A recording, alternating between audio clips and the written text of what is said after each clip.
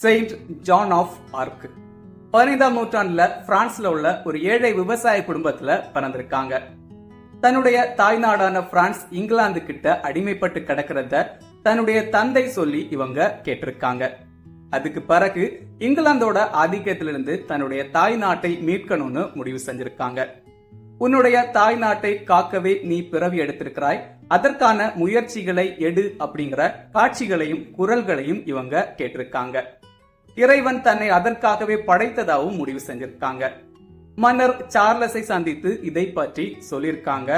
ஆரம்பத்துல மன்னர் தயங்கினாலும் அதுக்கு பிறகு இவங்க மேல நம்பிக்கை வச்சிருக்காரு.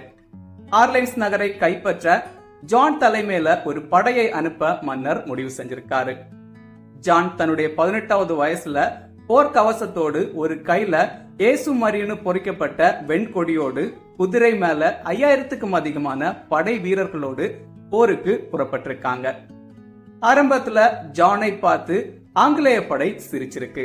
ஆனா இறுதியா அந்த போர்ல வெற்றி பெற்று ஆர்லைன்ஸ் நகரை கைப்பற்றியிருக்காங்க. இதுக்கு பிறகு மக்கள் ஜான் சாதாரண பெண் அல்ல, தெய்வீக பெண்ணுன்னு புகழ்ந்திருக்காங்க. ஆர்லைன்ஸை மீட்ட நங்கை அப்படிங்கிற பேரும் இவங்களுக்கு கிடைச்சிருக்கு. அதுக்கு பிறகு அடுத்தடுத்த போர்கள்ல ஆங்கிலேய படையை விரட்டி அடித்து பிரான்ஸ் நாட்டுக்கு மன்னர் 7ஆம் சார்லஸை முடிசூட்ட வச்சிருக்காங்க.